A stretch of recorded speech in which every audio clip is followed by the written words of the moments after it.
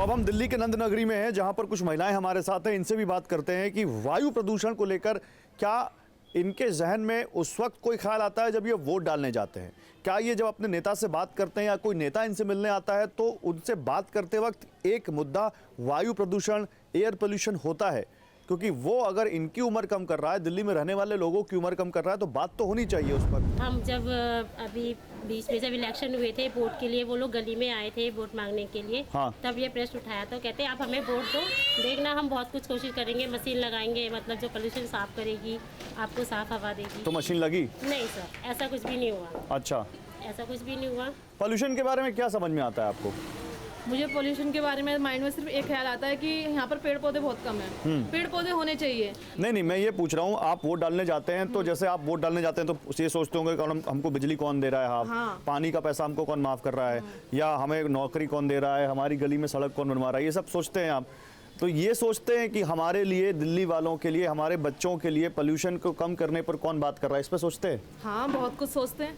क्या सोचते हैं? जब हम सोचते हैं कि हम जब जाते हैं वहाँ पर, पहली बात तो इतने सारे इलेक्शन के लोग आते हैं, हमें वोट दो, हमें वोट दो, हमें दिखता है, हम अंधे तो है नहीं। यानी वो तो कहते हैं कि हमें केंद्र सरकार कुछ नहीं कहती, केंद्र सरकार की पार्टी के नेता लोग कहते हैं कि हमारे लिए दिल्ली सरकार कुछ नहीं कर रही, आपस में बातचीत कर, आपस में एक दूसरे पर आरोप प्रत्यारोप होता रहता है। एक दूसरे पे बस डालते रहते हैं, लेकिन काम कोई नहीं करता। लेकिन जब ये काम ये जब दिखाते हैं, जब ये ना इलेक्शन मांगने आते हैं, वोट मांगने आते हैं, तभी कहते हैं हम करेंगे करेंगे करेंगे, हमें पूरा विश्वास दिलाया जाता है, लेकिन करता कोई नहीं है।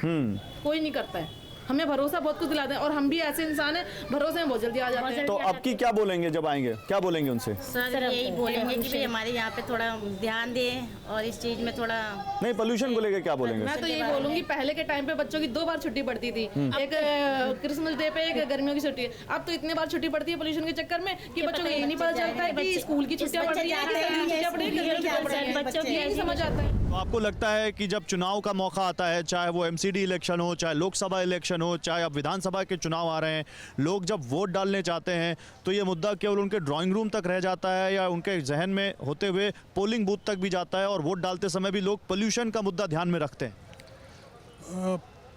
नहीं, पोल्यूशन का मुद्दा ध्यान में लेके तो जाते हैं, लेकिन वो डेविएट हो जाते हैं फिर उस इशू से वहाँ तक पहुँचते। There are so many deviations leaders की तरफ से, इधर की तरफ से, उधर की तरफ से। कुछ फ्रीबीज हो गई, अनाउंस हो गई, कुछ और इश्यूज, रिलीजियस इश्यूज कर दिए, कुछ भी करके वो डेविएशन हो जाती है उससे। दिल्ली सिर्फ बिजली, पानी और ये फ्री नहीं चाहिए भाई, हमको वर्ल्ड क्लास सिटी चाहिए। हम देश की राजधानी में रहते हैं। वोट डालते समय प्रदूषण का ख्याल रहता है मन में? रहता है। हमारी उम्र 10 साल 12 साल कम हो गई। दिल्ली के हर व्यक्ति का, हर बच्चे का। मेरी पत्नी बीमार चल रही है प्रदूषण के चलते। इधर आओ जी, आप भी दिल्ली से हो? मैं हूँ तो बाहर से, लेकिन मैं किसी काम से आया हुआ था यहाँ। बाहर कहाँ से? अम्बाला। अम्बाला में क्या हाल है प्रदूषण का? तो बहुत बढ़िया, फाइन है वहाँ। बाहर वाले दिल्ली के प्रदूषण के बारे में क्या सोचते हैं? मतलब मन करता है भी बस निकलो काम करके, रुको मत, रुकेंगे तो बुखार चढ़ जाएगा। बुखार चढ़ जाएगा? बुखार तो नहीं चढ़ता प्रदूषण। मतलब एक सोच बन जाती है कि दिल्ली का शंभू बॉर्डर पे पहुंचे तो बुखार उतर गया। जब वो कहते हैं दिल्ली जाना तो बुखार चढ़ जाता है, दिल्ली जाना था ना। बुखार क्यों चढ़ जाता है? मतलब एक क्लीनलीनेस नहीं है ना, आपको एक हेल्दी एटमॉस्फेयर नहीं मिलता, आपको एक ब्रीथिंग अच्छी नहीं मिलेगी तो आप कैसे काम करोगे? जीवन का जो आपका शरीर ही स्वस्थ नहीं है तो आप क्या करोगे? दिल्ली वालों के फेफड़े लोहे के हो चुके हैं, कह रहे हमने जीना सीख लिया। पूछिए। बना लिया उन्होंने, दोस्त बना लिया। लेकिन जब ये हिमाचल उधर आएंगे ना तो देखो, जो गरीब आदमी है उसे प्रदूषण उधर से क्या लेना, वो तो काम पे जाएगा। गरीब आदमी जब वोट डालने जाता है तो हाफ बिजली फ्री, पानी फ्री पे वोट डालता है, प्रदूषण पे वोट डालता है? पे नहीं डालता वोट, वो सिर्फ क्या नाम उस पे डालता है, क्या नाम कि सड़कें अच्छी हो, पानी मिले, बिजली मिले। वही तो सरकारी जिम्मेदार हुई कि गरीब आदमी भी जिम्मेदार हुआ कि वो ये सोचता है कि भाई इसको वोट देंगे तो हमारे लिए साफ हवा का इंतजाम करेगा?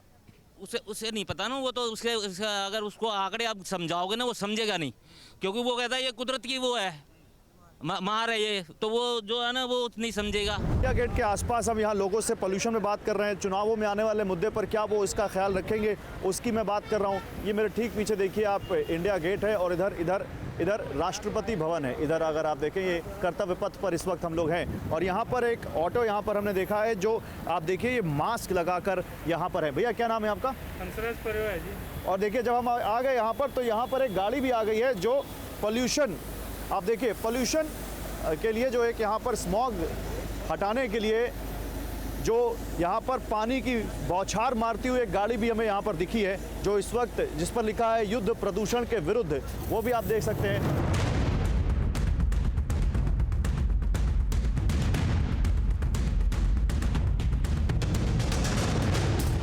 हमारे साथ आरएमएल के रेस्पिरेटरी मेडिसिन डिपार्टमेंट के एचओडी हैं डॉक्टर अमित सूरी, और इन्हीं की देखरेख में दिल्ली के राम मनोहर लोहिया अस्पताल में एक पोल्यूशन क्लिनिक बनाया गया है, जहां पर प्रदूषण के पीड़ित लोग अपना इलाज कराने आते हैं। पहले तो डॉक्टर सूरी, आपका बहुत स्वागत है TVNN भारतवर्ष पर। डॉक्टर सूरी, आप ये बताइए, क्योंकि एयर पोल्यूशन क्लिनिक बनाने की ज़रूरत अगर किसी जगह पड़ जाए, ये अपने आप में बताता है कि वहाँ पर बहुत गंभीर स्थिति है प्रदूषण को लेकर। कितने मरीज आ जाते हैं आपके इस क्लिनिक में और उनमें कैसे सिम्टम्स आप देखते हैं? देखिए, इसके पीछे हमारा जो प्रीमाइस था वो यही था। पिछले कई सालों का हमारा एक्सपीरियंस बता रहा है, दिवाली के इमीडिएटली बाद और दिवाली के आसपास हमारे सांस के मरीज़ों की गिनती तकरीबन 15 से 20% बढ़ जाती है। फिर हमें लगा, और स्टडीज़ ने भी बताया कि सांस के अलावा स्किन में, आई में सिम्टम्स देखे जाते हैं। आप अगर पोल्यूटेड एयर को एक्सपोज होगा कोई, प्लस कुछ केसेस में, कुछ स्टडीज़ में एंग्जाइटी डिप्रेशन के साथ भी इसका देखा गया है संबंध पोल्यूशन का। तो इसलिए हमने इस क्लिनिक में चारों स्पेशलिटीज़ के डॉक्टर्स को एक साथ बिठा के ये समझा कि मरीज़ को इधर उधर ना भागना पड़े और उसको एक ही छत के नीचे कंप्लीट इवैल्यूएशन हो पाए। तो इस चीज़ क्लिनिक के पीछे ये मंशा थी। ये तो कह सकते हैं कि इस टाइम पे ज़्यादा इसके बारे में चर्चा होती है जब हम अक्टूबर से जैन-फेब की बात करते हैं, बट हमें अब ये लगता है कि शायद ये पूरे साल भर की एक कॉन्वर्सेशन बनती जा रही है, क्योंकि एयर पोल्यूशन लेवल्स पूरे साल भर में ही काफ़ी हाई रहते हैं। एक पॉलिटिकल पूछ रहा हूँ, क्या लोग जिस तरह से वोट डालने जाते हैं तो उनको अपनी नौकरी याद रहती है, अपना रोजगार याद रहता है, अपने घर की नाली, घर के सामने की नाली, सड़क, पुल, ट्रेन, ये सब याद रहता है? क्या पोल्यूशन उनके जहन में एक ऐसा मुद्दा बन पाया है लोग, जो इसके लिए लोग सोचते हो? ऐसा लगता है आपको? देखिए, मुझे नहीं लगता, क्योंकि ये हमारी जिम्मेवारी है। सरकार तो हमारे पे बंदिशें लगा रही है, लेकिन अगर हम कुछ अपनी तरफ से कर पाएँ, जैसे हम पटाखे ना जलाएं, सरकार ने बैन लगाया फिर भी लोगों ने पटाखे जलाए।